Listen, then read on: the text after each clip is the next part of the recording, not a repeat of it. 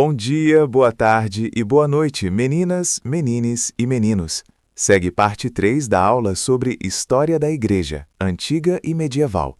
Deixem o like e, se possível, ajudem com o Pix na chave que consta no vídeo. Boa aula!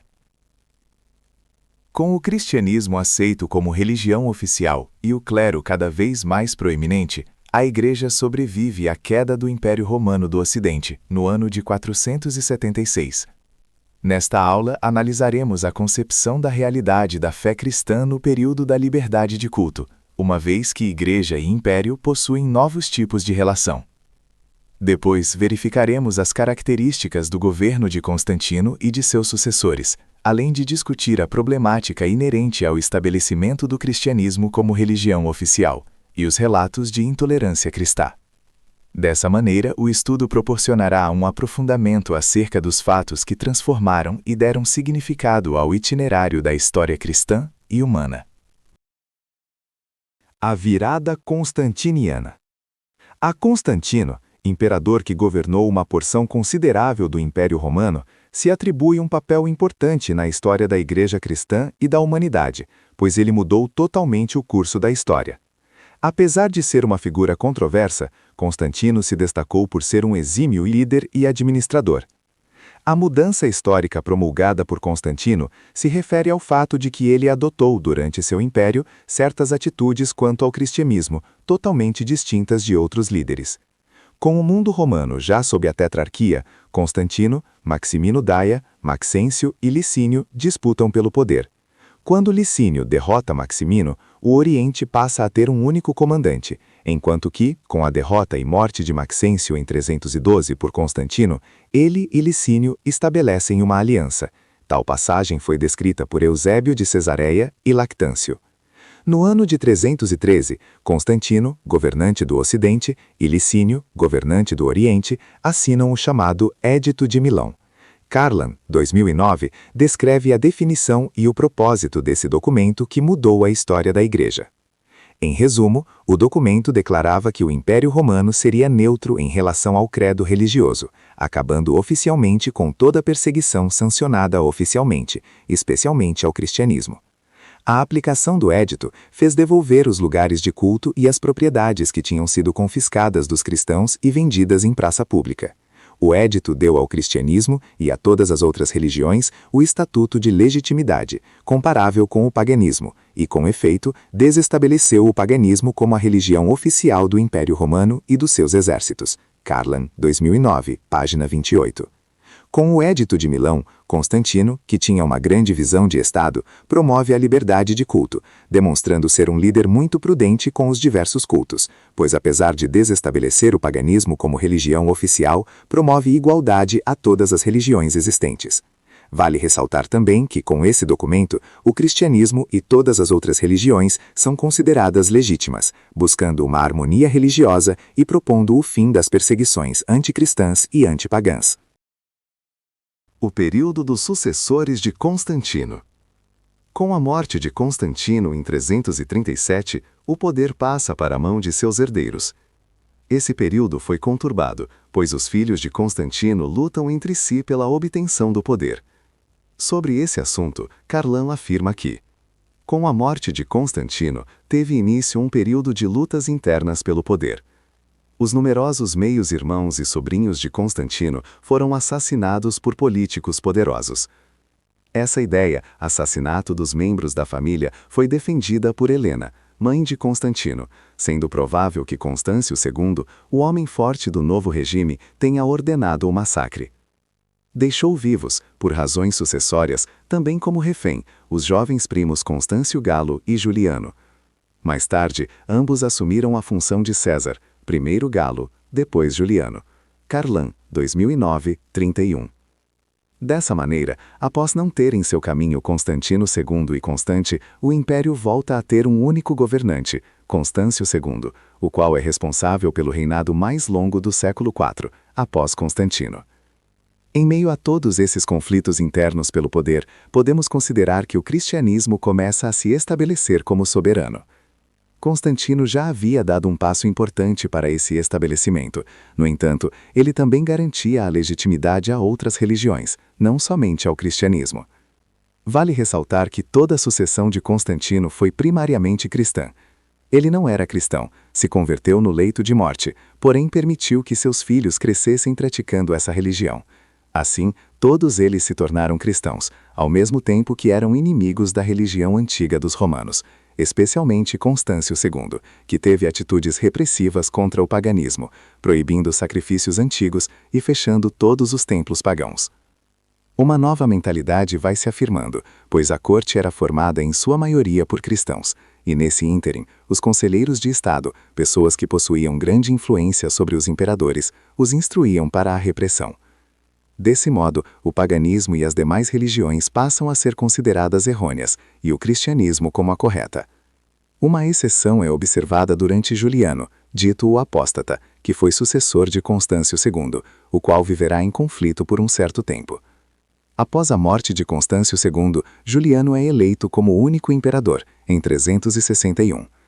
Assumindo o comando imperial, Juliano crê no paganismo, e por esse fato, todo o período em que ele governa fica conhecido como um período de restituição pagã, pois é evidente a tentativa desse imperador de reestabelecer a cultura pagã do império. Mesmo sendo batizado e educado no cristianismo, Juliano adotou as antigas crenças pagãs greco-romanas. O imperador Juliano adota medidas como a proibição do ensino pelos mestres cristãos e a reabertura dos templos para culto aos deuses. No entanto, seu comando imperial não representou intolerância e perseguição religiosa aos cristãos. Esse governante tenta restaurar o paganismo, todavia, o culto pagão já apresentara indícios de decadência, colaborando para um posterior triunfo do cristianismo. O protagonismo de Teodósio.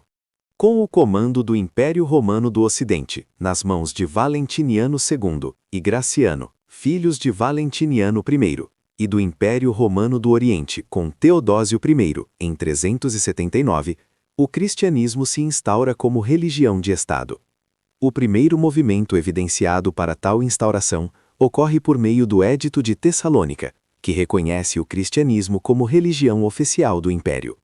Sobre esse assunto, Guerras, 1992, afirma que, em 380, Teodósio promulga o Édito de Tessalônica, que torna a religião cristã a oficial do Império.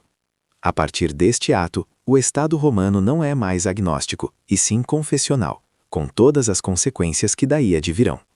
Nesse édito, que podemos considerar o coroamento do processo iniciado por Constantino, passam a dominar o entendimento e a colaboração entre Igreja e Estado. Guerras, 1992, página 155. Após esse édito, surgiram outros, os quais sempre enfatizaram a mensagem desse primeiro, além de condenar o paganismo e as heresias, e punir, com a perda de direitos civis, aqueles que não aderissem à fé cristã. O Édito de Tessalônica, de 28 de fevereiro de 380, se apresenta como fundamento de toda a ação posterior. Considerado como uma pedra angular na afirmação do catolicismo, apresenta importância religiosa e política. Palanque et al., 1975, página 305. Bruscamente se manifesta um ato decisivo, o 28 de fevereiro de 380. É um édito promulgado em Tessalônica por Teodósio, ordenando a todos os súditos professar a doutrina católica ortodoxa. Piganiol, 1947, página 220. Teodósio I convoca, em 381, o primeiro concílio de Constantinopla, com o intuito de discutir a natureza de Cristo e a proibição do arianismo e outras heresias. Foi o primeiro concílio ecumênico realizado em Constantinopla e o segundo realizado pela Igreja Católica. Por meio dele, foi estabelecido o Credo Niceno-Constantinopolitano e foram discutidos diversos outros assuntos teológicos. No Ocidente, Graciano tomava medidas semelhantes. A partir de então, a crença pagã sofre um intenso declínio, perdendo todo e qualquer tipo de ligação com o Estado. A exposição pública do paganismo passa a ser considerada crime. Os pagãos começam a ser excluídos das funções públicas, e se estabelece a pena capital para aqueles que oferecessem sacrifícios para os deuses antigos. O cristianismo derrota o paganismo e se torna a religião soberana. A Igreja Oficial do Império Romano Cristão. Nesse período, a Igreja, aqui entendida como o cristianismo, se apresenta em ascensão, uma vez que imensas catedrais começam a ser construídas e arcebispos passam a ter grande fama e autoridade. Um desses arcebispos de notoriedade é Santo Ambrósio, bispo de Milão, Aurélio Ambrósio. Se tornou um dos mais influentes membros clericais no século IV, além de ser um extremo adversário do arianismo. O arcebispo era muito influente, dedicando tempo e habilidades para atingir seu objetivo pastoral e formar uma identidade de fé nicena, como verificado em Pullman, 2018. Suas obras apresentavam preocupações teológicas, morais e políticas, traziam explicações sobre a natureza divina e sobre as Sagradas Escrituras, e manifestavam seu esforço pastoral. Em um cenário de muitas crenças espirituais que brigavam por seus espaços de atuação, o sacerdote empregou sua pena e sua voz à defesa do credo niceno e à construção de uma ortodoxia nicena que proclamava que Pai, Filho e Espírito Santo eram feitos da mesma substância. Ambrósio fazia de suas missas momentos propícios para esclarecer suas crenças e ensinar à sua eclésia o que ele considerava ser a correta, ortodoxa, crença em Cristo. E um dos instrumentos utilizados para este fim eram os hinos, produzidos pelo sacerdote e cantados durante os encontros nas igrejas. Pullman, 2018. Um fato que já demonstra a relevância da igreja em relação a questões de ordem política é o episódio que ocorreu quando o arcebispo impõe uma penitência pública a Teodósio I, devido ao massacre de Tessalônica. Esse ocorrido foi retratado pelo pintor Anthony van Dyck, em obra reproduzida a seguir. Segundo relatos, Ambrósio readmitiu o imperador somente após diversos meses de penitência, além de forçar o imperador a não reembolsar a comunidade judaica da Mesopotâmia depois que uma sinagoga foi destruída por um grupo cristão. Outro fator a ser considerado na instituição da Igreja cristã é que Teodósio passará a dividir o império entre seus dois filhos, Arcádio, responsável pelo Oriente, e Honório, responsável pelo Ocidente. Essa separação jamais será revogada, uma vez que as partes desenvolvem hábitos culturais distintos, apesar de ambas serem contra o paganismo. Arcádio continua o massacre aos templos pagãos até sua completa destruição, inclusive na zona rural. Mais tarde, quando Arcádio falece, Pulquéria assume a regência do trono, agravando ainda mais a resistência ao paganismo. Posteriormente, Teodósio II se torna apto para o governo. A Igreja institucional às vésperas da Idade Média. Com o fortalecimento da Igreja e a consolidação estrutural do clero, desenvolveram-se grandes verdades de fé, fundamentadas por vários concílios, Niceia, Constantinopla, Éfeso e Calcedônia. As oposições à fé pagã se mantinham, sendo os resquícios dessa fé exterminados, muitas vezes de maneira abrupta. Nesse sentido, cabe ressaltar o famoso caso da filósofa Hipácia de Alexandria. Hipácia, ou Hipátia, foi uma filósofa e matemática neoplatônica grega do Egito Romano. É considerada a primeira mulher matemática, atuando como chefe da escola platônica em Alexandria, em que lecionou filosofia e astronomia. De acordo com Oliveira, 2016, com relação à vida da filósofa, pode-se interpretar como a história da liberdade feminina vivida no centro do conflito de tradições em Alexandria. É a história de um embate político que deseja afirmar a existência daquela mulher excepcional e transmiti-la. Aqui se tem um retrato vivo de Hipácia como uma mulher de saber e de poder. Oliveira, 2016, página 17. Hipátia era uma mulher sábia, que possuía poder e influência sobre o então prefeito de Alexandria, Orestes, o qual foi seu aluno. Mulheres de saber e de poder eram figuras fora da norma na época. Por meio de relatos históricos, verificamos a descrição, na maioria das vezes, sobre homens sábios e homens poderosos. Esses atributos eram raramente atribuídos a uma mulher. Filósofa, sábia e bela, Hipátia era uma mulher de poder, não somente porque se relacionava com bispos e governantes, mas também porque ousava ensinar publicamente, se expor, falar. Hipátia não se limitou ao silêncio das virgens santificadas pelos padres da Igreja, e talvez por isso se viu transformada no símbolo exemplar do povo pagão, que habitava Alexandria, e que lentamente tinha a liberdade podada pelo novo poder da Igreja. Oliveira, 2016. No tempo de Hipácia, a soberania da Igreja era representada por Teófilo, Após sua morte, o sobrinho Cirilo assumiu o patriarcado da cidade. Cirilo se apresenta com uma política um tanto coercitiva e agressiva contra os judeus e pagãos de Alexandria.